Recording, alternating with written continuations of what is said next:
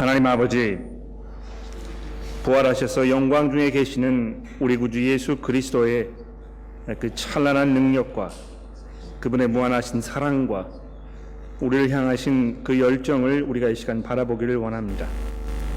저희가 누가복음에 있는 이 말씀을 읽을 때, 또 그 말씀을 생각할 때 주의 성령께서 저희들의 마음 가운데 밝은 빛을 비추어 주셔서 예수 그리스도를 만나며 그분을 바라보는 귀한 시간이 되게 도와주시기를 우리 구주 예수 그리스도의 이름으로 간절히 기도합니다. 아멘. 오늘과 다음 주 그리고 굿 프라이데이 그리고 부활절 아침까지 4번에 걸쳐서 누가복음의 이 마지막 부분을 자세히 살펴보면서 예수님의 죽으심과 또 그분의 그 부활, 이것에 대해서 보다 집중적으로 우리가 살펴보는 그런 시간을 가지려고 합니다. 오늘 22장 이 하반부는 여러분께서 잘 아시다시피 예수님께서 대제사장의 장들의 손에 잡히시는 그 밤의 마지막 부분, 이것을 설명하고 있는 그런 부분입니다. 누가가 이 누가복음을 기록하면서 이 예수님의 이 마지막 순간을 설명하는데 얼마나 많은 정성과 노력을 들이고 있는지 우리가 살펴볼 수 있습니다. 이 분량을 따져보아도 우리가 그것을 금방 파악할 수가 있는 것입니다. 1장부터 시작해서 9장까지 그 예수님의 이 행적을 기록한 후에 9장부터 시작해서 예수님께서 이 예루살렘으로 올라가기로 마음을 먹으시고 그 여행을 시작하시는 부분을 기록해 두었습니다. 그리고 나서 22장에 들어오면서 예수님의 그 마지막 삶의 며칠간의 기간을 많은 분량을 할애해서 우리에게 설명해 주는 것을 우리가 볼 수 있게 되는 것입니다. 누가가 이 누가복음을 기록하면서 결국 여러분과 저에게 이 예수 그리스도의 이 십자가 사건과 또 그분의 그 부활하심에 대해서 우리에게 증거하기 위해서 이 말씀을 썼다는 것을 우리가 이 구성, 이 누가복음의 그 구성을 살펴보아도 쉽게 우리가 짐작을 할 수가 있는 것입니다. 그런데 하나님께서는 이 누가를 통해서 이 본문의 말씀을 우리에게 주시면서 과연 우리에게 무엇을 말씀하시려고 했던 것일까요?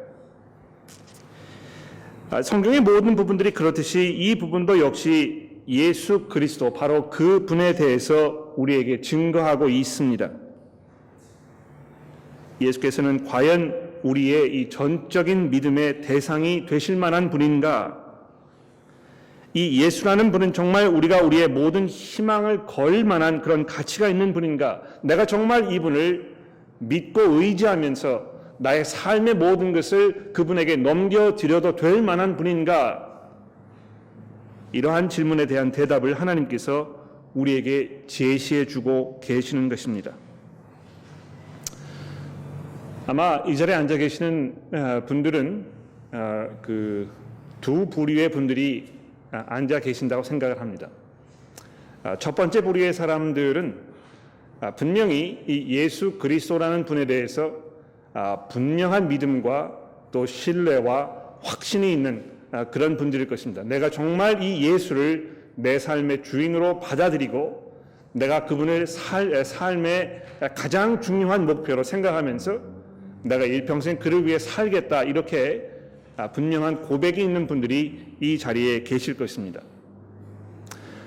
그러나 또 그렇지 아니하고 내가 정말 이분을 믿어야 할 것인가? 이분을 믿을 만한 가치가 있는 것인가? 내가 그것을 어떻게 확인해 볼 수 있는가?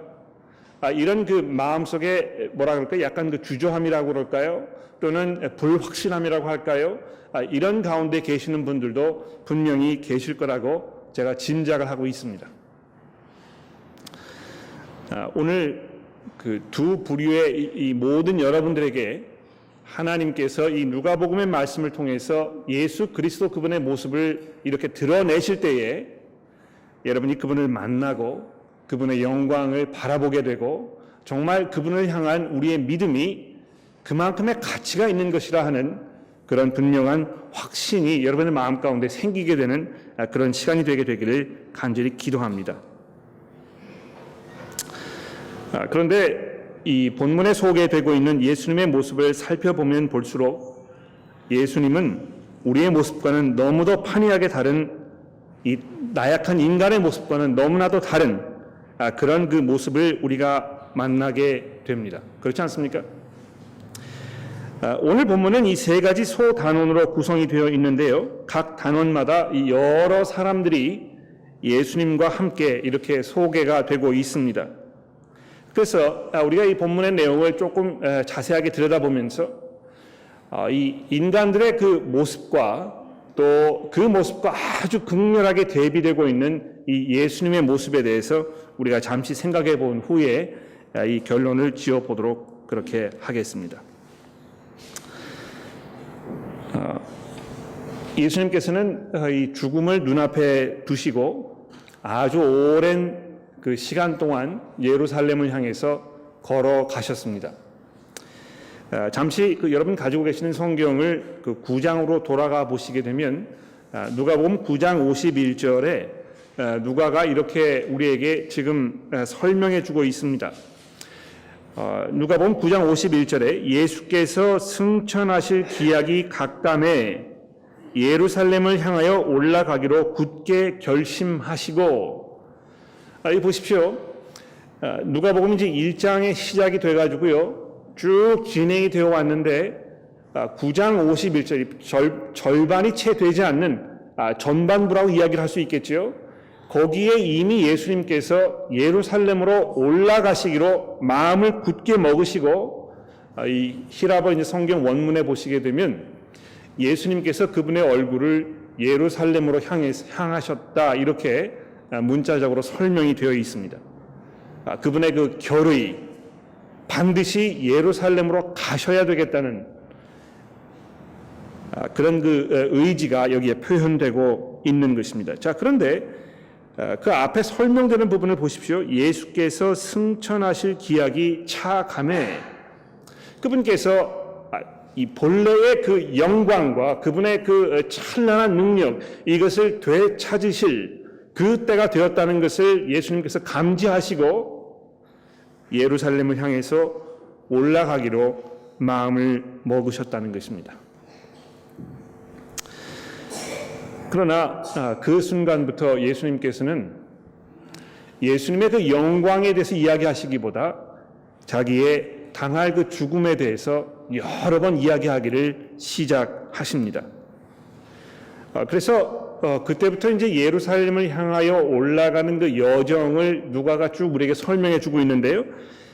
급기야는 이제 22장에 들어와서 이 종착역에 이제 도착하는 그런 모습을 우리가 볼 수 있습니다.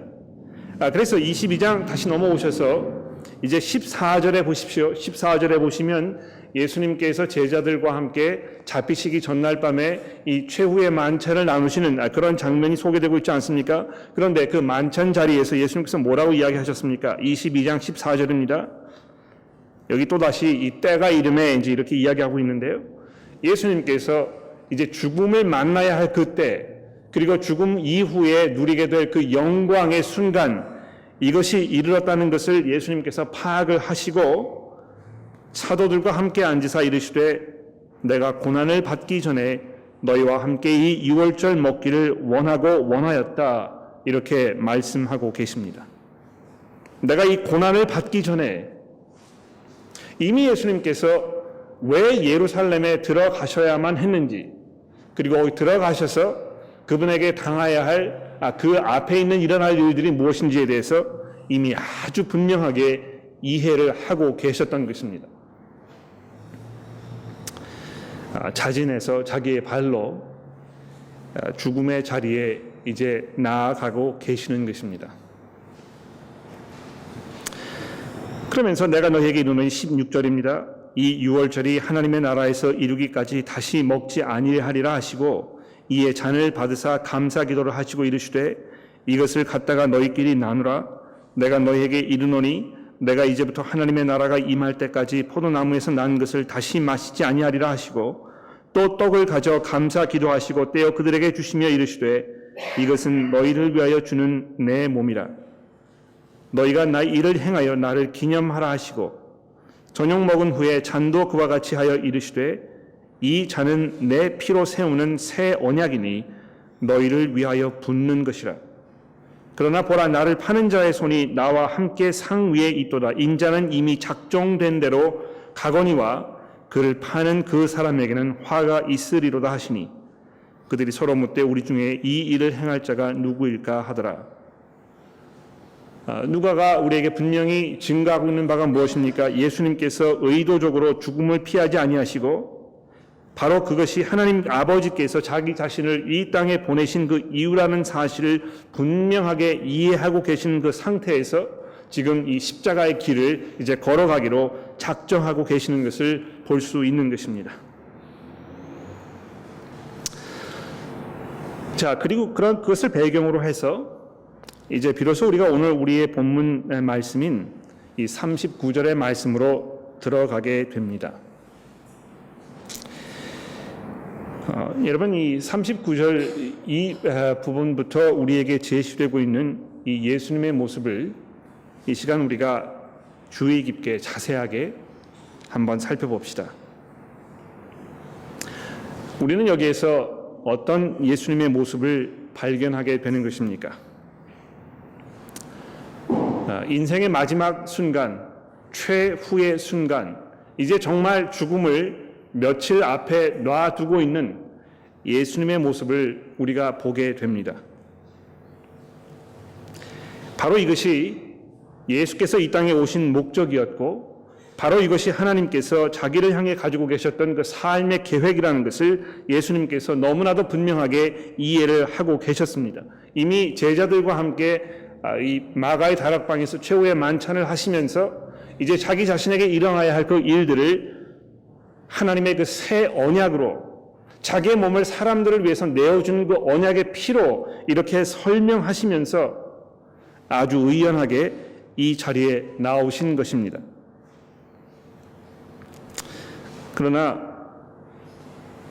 감람산 겟세마네 동산에서 기도하시는 예수님의 모습은 누가복음 전체를 통해서 지금까지 우리에게 제시되었던 그 예수님의 모습과는 너무나도 판이하게 다른 그런 모습이 담겨 있는 것처럼 보입니다.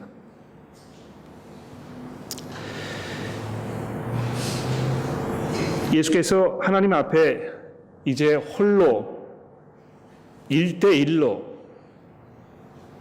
처절하게 기도하고 계십니다.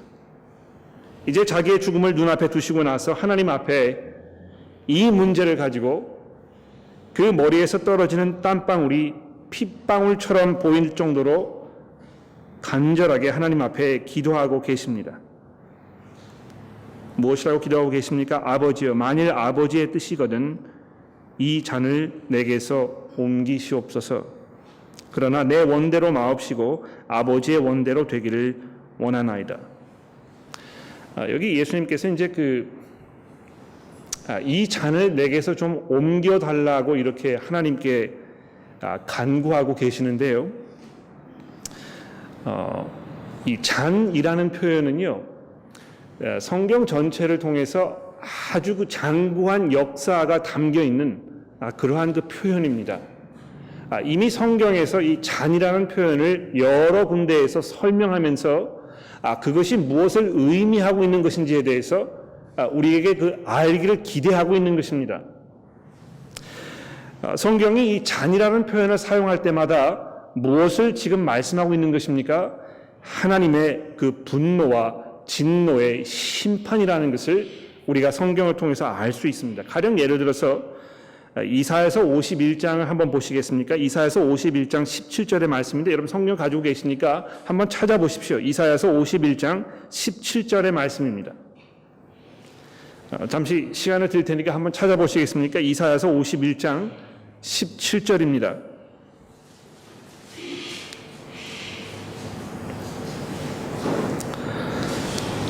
이사야서 51장 17절 여호와의 손에서 그의 분노의 잔을 마신 예루살렘이여 깰지어다 깰지어다 일어설지어다 내가 이미 비틀거림치게 하는 큰 잔을 마셔 다 비웠도다.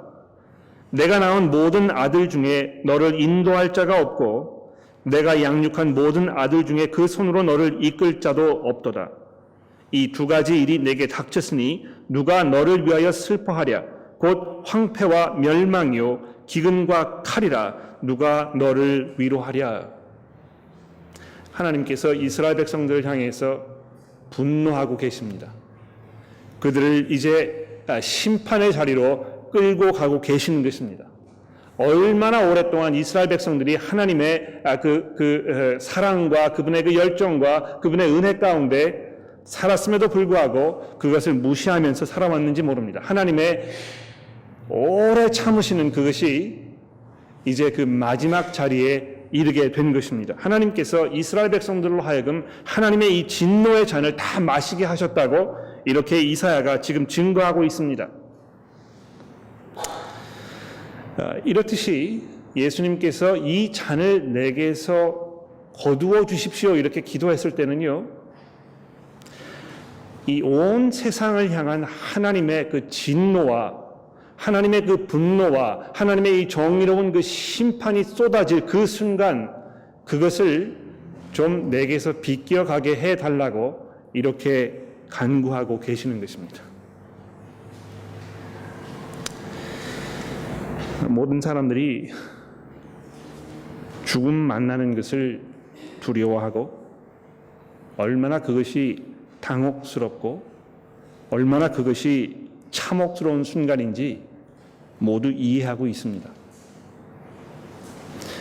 며칠 전에 있었던 그 장례식에서도 얼마나 많은 분들이 당황스러워하고 어떻게 이 상을 당한 가정을 위로해야 할지 도무지 그 말을 찾지 못하고 또 상을 당한 그 가정은 얼마나 슬퍼하고 이러했는지 잠시 목격을 할 수가 있었습니다. 죽음이라는 것은 정말 무섭고 두렵고 떨리는 일일 것입니다. 저도 언젠가 죽음을 당할 것이고 이 자리에 앉아 계시는 여러분도 어느 순간에 여러분 기대하지 않았을 때 죽음을 당하게 되실 것입니다. 내가 어떤 모습으로 죽음을 당할 것인가 여러분 한번 생각해 보신 적이 있습니까? 나는 어떤 모습으로 내 마지막 순간을 보낼 것인가? 죽음을 당할 때 그 사람이 어떤 삶을 살아왔는지 이렇게 아주 명확하게 드러나는 경우가 참 많다고 어떤 의사가 이렇게 이야기하는 것을 제가 들어보았습니다. 끝까지 삶의 섭섭함 또는 삶에 대한 어떤 그 원망, 자기 자신에 대한 어떤 그 분노, 또 삶을 움켜쥐고 싶은 어떤 그 열망, 이런 것들이 다 거기에 담겨가지고 어찌할 바를 모르면서 정말 발악을 하는 그 마지막 순간까지의 그 모습을 보이는 그러한 사람들이 있는가 하면 아주 평온하게 모든 것을 아주 희망적으로 또 넉넉한 마음으로 삶을 마감하는 사람들도 있다는 것입니다. 예수님께서 마지막 순간을 접하셨을 때는요, 지금까지 걸어오셨던 그 삶의 모습과는 너무나도 다른, 너무나 당혹스러워하시는, 그 분노를 이기지 못하시는 그러한 모습을 우리가 보게 됩니다. 왜 그런 것입니까? 왜 예수님께서 이 마지막 순간에 지금 자기가 이것이 바로 당할 그 순간이었다는 것을, 이것이 바로 지금까지 자기가 살아왔던 이 땅에 오게 된 어떤 그 목적이라는 것을 이미 오랫동안 이해하고 계셨던, 그래서 의도적으로 그 자리에 걸어가셨던 예수님께서 왜 이 마지막 순간에 이토록 두려움과 공포 속에서 절규하고 계시는 것입니까? 바로 그것이 이 잔이라는 이 표현 속에 그대로 담겨 있는 것입니다. 하나님께서 얼마나 이 세상을 향해서 분노하고 계셨는지, 그 진노하시는 하나님을 이제 만나는 그 일이 얼마나 두려운 것인지, 우리가 이제 흔히 이야기하기를 예수님께서 온 세상의 죄를 다 짊어지시고 십자가로 가셨다 이렇게 이야기합니다. 혹은 여러분과 저를 대신해서 십자가에 못 박혀 죽으셨다 이제 이렇게 우리가 설명합니다. 그런데 여러분 그것이요 얼마나 끔찍한 일인지 이 시간 한번 상상해 보십시오. 이 온 세상의 모든 죄를 다 자기가 뒤집어 쓴 그 상황, 그리고 그 상황 속에서 하나님 앞에 지금 나아가야 하는 그 상황이 얼마나 두려운 것인지 여러분 한번 상상을 해 보십시오. 자기 자신의 죽음을 대하는 것도 두려운 것인데 모든 세상의 사람들이 당해야 할 그 죽음을 지금 자기 홀로 짊어지고 하나님 앞에 나아가서 인류를 향한 하나님의 그 진노를 자기 홀로 감당해야 하는 그 순간에 왔다고 여러분 한번 상상을 해 보시기 바랍니다.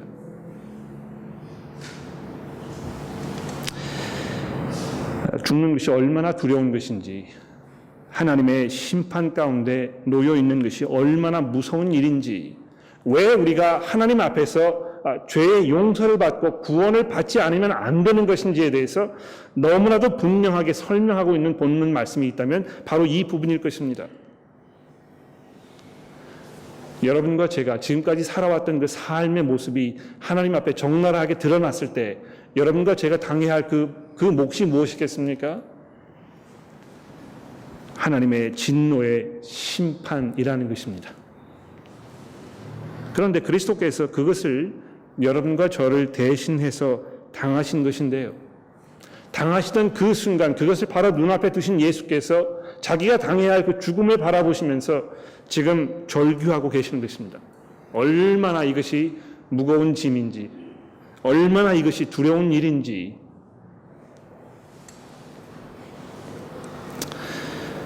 그러나 동시에 예수께서 뭐라고 말씀하십니까? 그러나 내 원대로 마옵시고 아버지의 원대로 되기를 원하나이다. 예수께서 바로 이런 분이시라는 것입니다.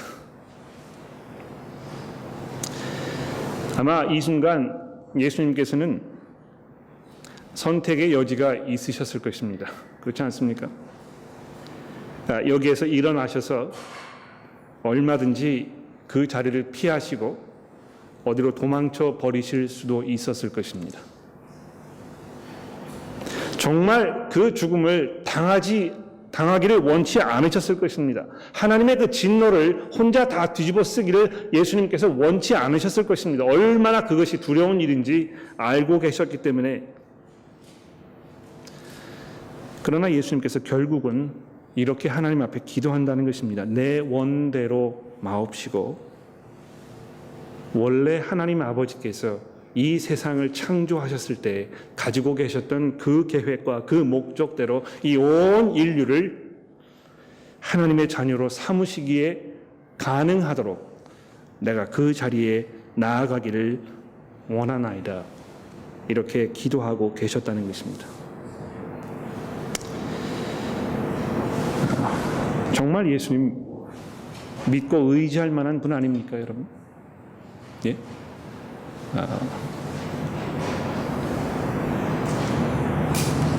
남편을 믿고 의지하던 많은 아내분들께서 오랫동안 결혼 생활을 하다 보면 내가 속은 것 같다고 이렇게 이야기하시는 분들을 가끔 만나게 됩니다. 처음 만났을 때는 이 눈이라도 빼어줄 것처럼 이렇게 이야기를 했었는데 한평생 10년, 20년, 30년 살다 보니까 그렇지 않다는 것입니다. 얼마나 남편이 자기의 그 필요와 자기의 욕구만을 찾고 충족시키고 거기에 혈안되어 있는지, 얼마나 이 아내라는 그 삶의 존재가 그저 남편을 섬기는 일에만 국한되어 있는 것인지, 남편이 얼마나 그것을 당연하게 생각하고 아내가 존재하는 목적은 내가 편하게 되기 위해서 아내가 있는 것인 것처럼 생각하는 그런 삶을 내가 지금까지 살아왔다고 이렇게 원통해 하시는 아내분들이 얼마나 많이 있는지 모르는 것입니다. 그런 면에서 남편 여러분들이 정말 회개하고 내가 정말 하나님께서 내게 허락해 주셨던 이 아내를 내 생명보다 귀한 그런 존재로 섬기면서 살아왔는지 이 시간 돌아보아야 하지 않겠습니까? 그런데 예수께서 끝까지 그 마지막 순간까지 하나님의 그 진노를 눈앞에 두시고 나서도 자기의 이익을 돌아보지 아니하시고 하나님 아버지의 뜻과 이 온 인류의 구원을 위해서 자기 자신을 아낌없이 내어놓으셨다는 것입니다. 얼마나 훌륭한 분입니까? 얼마나 이분을 우리가 믿고 의지할 만한 분입니까? 그러나 예수의 그러한 그 의연함과 예수님의 그 희생과 이러한 모든 것과 제자들의 모습이 극렬하게 대비되고 있습니까? 제자들은 바로 그 순간 자기의 슬픔을 이기지 못하고 거기에서 잠들어 버렸다고 누가가 우리에게 설명해 주고 있습니다. 아주 의도적인 것 같아요. 우리 인간의 그런 그 나약함, 자기의 그 지금 당한 어떤 그 슬픔, 이런 거를 주체할 수 없고 감당할 수가 없어서 그냥 포기해 버린 것입니다. 그냥 잠들어 버린 것입니다. 도무지 무슨 해결책이 없는 것입니다. 어떻게 지금 이 상황을 헤쳐가야 할 것인지에 대해서 생각도 없고 방법도 없고 대처 뭐 이런 게 아무것도 없는 것입니다. 그냥 잠들어 버린 것입니다. 예수께서 사랑하셨던 그 제자들이 예수께서 가장 필요하셨던 그 순간에 모두 실패해버리고 말았던 것입니다. 그 후에 벌어진 사건은 어떻습니까? 예수님께서 그 후에 이제 체포를 당하는 그 순간이 우리에게 설명이 되고 있습니다. 47절에 보십시오. 예수님의 12 제자 중에 한 사람이었던 이 유다라는 사람이 예수를 배반하고 예수를 체포하려는 사람들을 그 자리에 끌고 와서 예수님께 입맞춤을 하고 있습니다. 또 52절에 보십시오. 예수를 잡으려고 대제사장들과 성전의 경비 대장들과 장로들이 다 무리로 몰려왔다는 것입니다. 유다도 그렇고요. 이 대제사장과 성전의 경비 대장들이나 장로들은 모두 종교심이 아주 강한 사람들이었습니다. 그렇지 않습니까? 얼마나 오랫동안 성경을 읽은 사람들이고 또 하나님을 사랑한다고 이야기했던 그런 존재들인지 모릅니다. 그러나 그들의 삶은 위선과 또 불신앙으로 가득 차 있었습니다. 이 종교라는 것이요, 결국은 사람들을 하나님과 화해하도록 만들지 못한다는 것입니다. 여러분이 오랫동안 종교 생활을 했다고 해도, 아무리 오랫동안 교회를 출석하셨다고 해도요, 그것이 여러분으로 하여금 하나님과 이 평화를 이루도록 하지 못합니다. 유다라는 사람이요, 3년 동안이나 예수님과 동고동락하면서 예수의 그 행적과 그분의 말씀과 그분의 그 하신 일들과 이런 것들을 다 살펴보았는데도 불구하고 결국은 마지막 순간에 이렇게 실패하고 있는 모습을 지금 우리가 적나라하게 보고 있는 것입니다.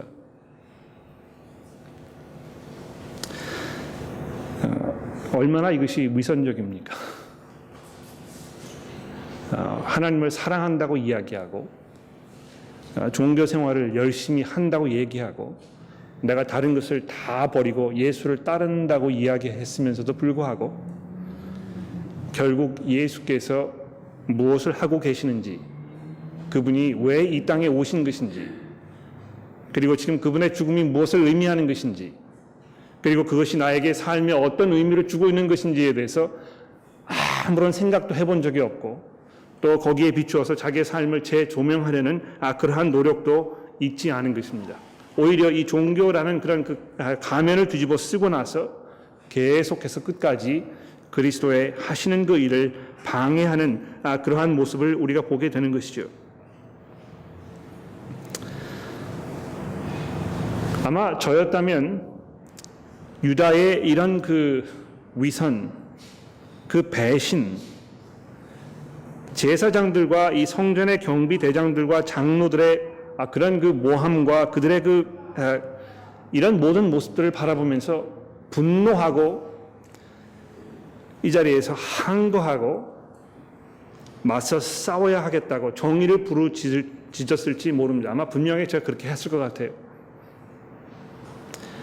그러나 예수님께서 이것까지 참으라, 이제 이렇게 51절에 번역을 해 두었는데요.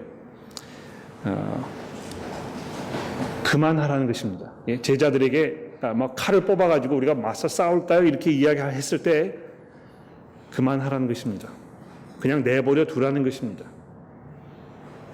얼마나 예수님께서 의연하게 이 순간을 넘기고 계시는 것입니다. 그러면서 동시에요, 이 종교인들의 어떤 그 위선, 이런 것을 그 자리에서도 그냥 적나라하게 지금 드러내고 계시지 않습니까? 너희가 강도를 잡는 것 같이 검과 몽치를 가지고 나왔느냐? 내가 날마다 너희와 함께 성전에 있을 때에 내게 손을 대지 아니하였도다. 내가 너희들에게 성경을 가르치고 있었을 때 모든 사람들 앞에서 너희가 도무지 나에게 손을 대지 않았는데 이제는 너희의 때요 어둠의 권세라고 이렇게 지금의 상황을 인정하고 계시는 것을 볼 수 있습니다.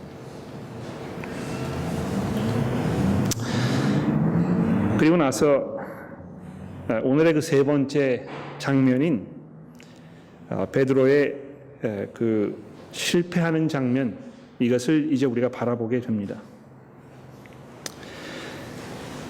베드로가 3년 동안이나 예수님을 따라다니면서 예수님의 수제자로 이렇게 알려지지 않았습니까? 그러나 이 54절부터 62절까지의 이 짧은 부분에서 누가는 여러분과 저에게 이 베드로의 이 철저한 실패, 끝도 밑도 없이 무너지는 이 베드로의 그 모습, 자기의 그 두려움과 비겁함 속에서 속수무책으로 다 무너져버리는 이 베드로의 모습을 우리에게 설명해 주고 있습니다. 한 여종, 아주 어린 그 여자 종, 그 앞에서도 도무지 대책이 없는 것입니다. 3번이나 얼마나 강조해서 내가 예수를 모른다고 이렇게 이야기했는지 모릅니다. 이 사람아, 나는 내가 하는 말을 도무지 알지 못한다. 내가 도무지 그를 알지 못한다. 나는 그런 사람이 아니다. 이렇게 3번이나 반복해서 이야기했다는 것입니다. 얼마나 비겁합니까? 우리가 이 베드로의 비겁함을 바라보면서 손가락질을 하고 어떻게 이룰 수 있느냐고 울분을 토할 수 있을지 모릅니다만 여러분과 저도 그렇지 않습니까? 분명하게 예수를 소개하고 증거하고 내가 그리스도인이라고 이야기하고 그리스도께서 얼마나 우리를 사랑하셨는지 그분의 그 십자가가 무엇을 우리에게 의미하는지 설명할 수 있는 그러한 기회가 충분히 있는데도 불구하고 그렇게 하지 않는 것입니다. 그저 만나서 이야기를 할 때도 그냥 그 사람에게 마음의 짐이 되지 않는, 그 사람과 이 관계에 상처를 주지 않는 그저 일상적이고 아무런 의미가 없는 그냥 그런 대화를 유지하면서 이 관계 유지하기에 급급한 그런 것이 여러분과 저의 삶의 모습이 아닌가 모르겠습니다. 내가 예수 그리스도의 제자이고 내가 그분을 따르고 섬기면서 내가 그분을 위해 살고 있는 이런 사람이라고 이야기하기보다는 오히려 파묻혀버리고 아무도 나를 눈치채지 못하도록 우리가 조용조용히 그냥 살아가야 되겠다고 이렇게 우리가 마음을 먹고 있는 것은 아닌지 모르는 것입니다. 그러나 예수께서는 그러한 베드로를 바라보시면서 아무 말씀도 하지 않으셨습니다. 원통해 하시거나 그를 원망해 하시거나 슬픔의 눈물을 흘리시거나 그렇지 않았습니다.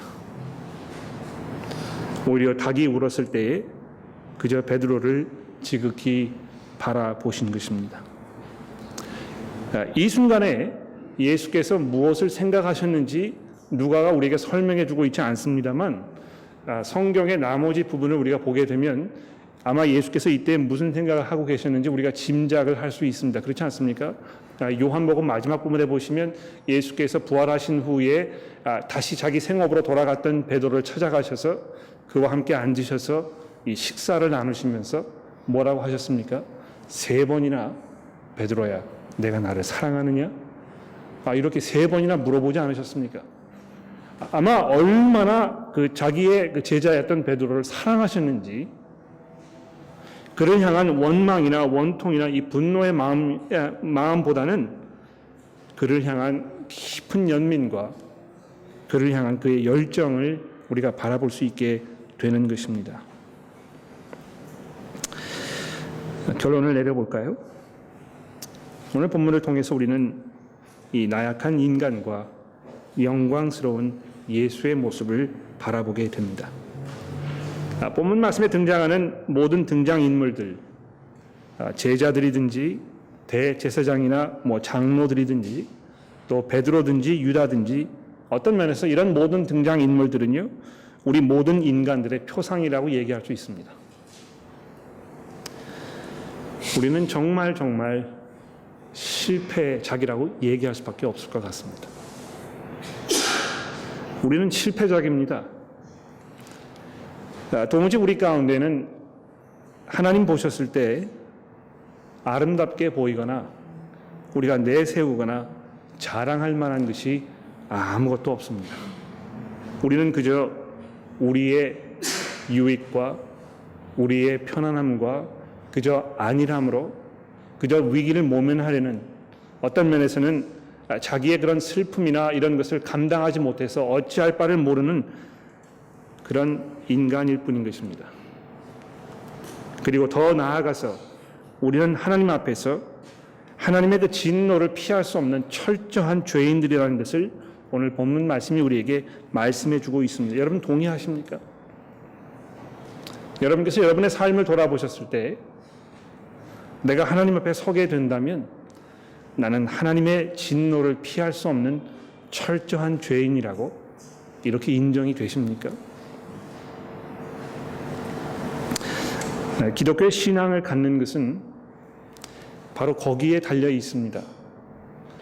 이 기독교가 너무 어렵다고 생각을 하시거나 신앙생활이 왜 필요한지 잘 이해를 못 하시겠다거나 또는 예수를 믿어야 할 것인지 말 것인지 내가 아직 마음의 결정이 되지 않으셨다거나 이런 그 생각을 가지고 계시는 분들이 지금 이 자리에 계시다면 이 질문 하나만 여러분 스스로에게 한번 던져보십시오.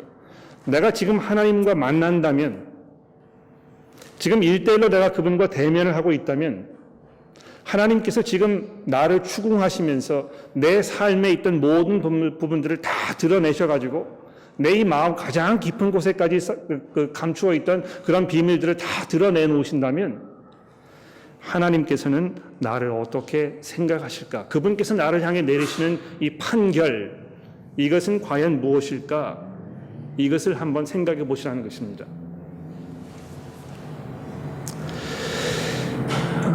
자신만만하신 분도 계실지 모르겠어요. 나는 내 평생 정말 하늘을 우러러 내가 이 꺼리낌 없이 내가 정말 최선의 노력으로 내 삶을 지금까지 살아왔다, 이렇게 자신만만하게 이야기하시는 분도 계실지 모르겠습니다. 그러나 대부분의 사람들은요,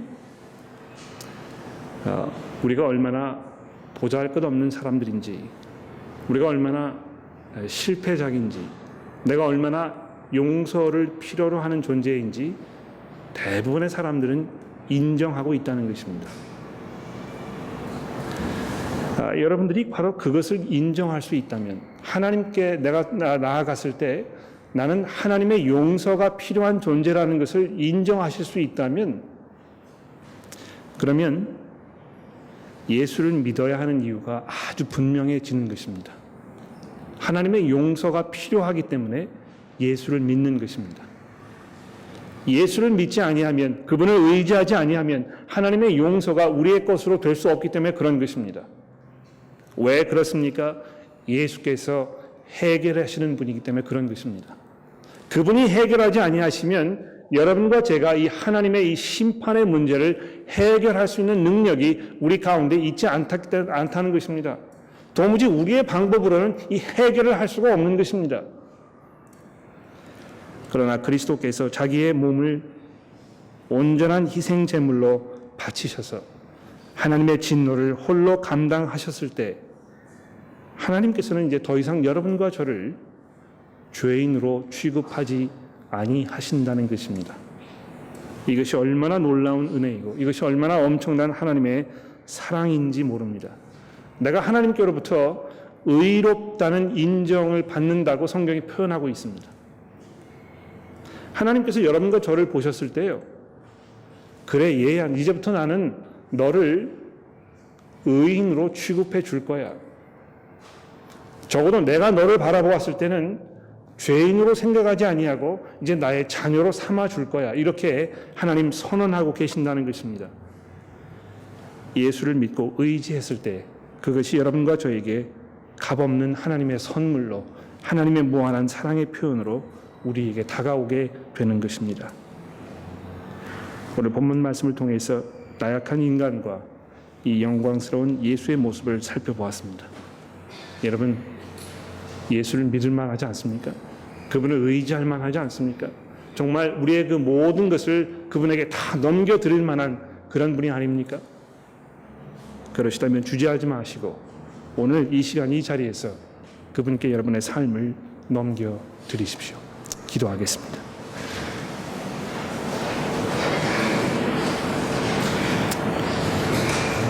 하나님 아버지, 저희가 저희의 삶을 돌아보면 정말 보잘것없고 나약하고 또 무엇보다도 하나님의 그 진노 앞에서 속수무책인 그러한 철저한 죄인들임을 고백합니다. 도무지 우리의 방법으로는 우리의 이 죄의 문제를 해결할 수 없고 그저 우리는 우리의 나약함과 죄 속에서 허우적거리며 점점 침몰해가는 우리의 그러한 모습을 발견하게 됩니다. 그러나 그러한 혼돈과 그런 그 어지러움 속에서 의연하게 거대한 바위처럼 자리하고 계시는 예수 그리스도 그분의 모습을 우리가 바라보게 됩니다.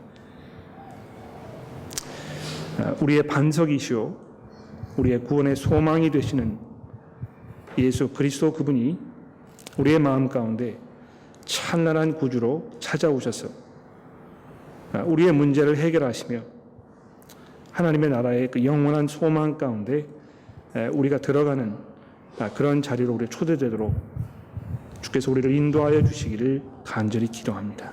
예수 그리스도의 이름으로 기도합니다. 아멘.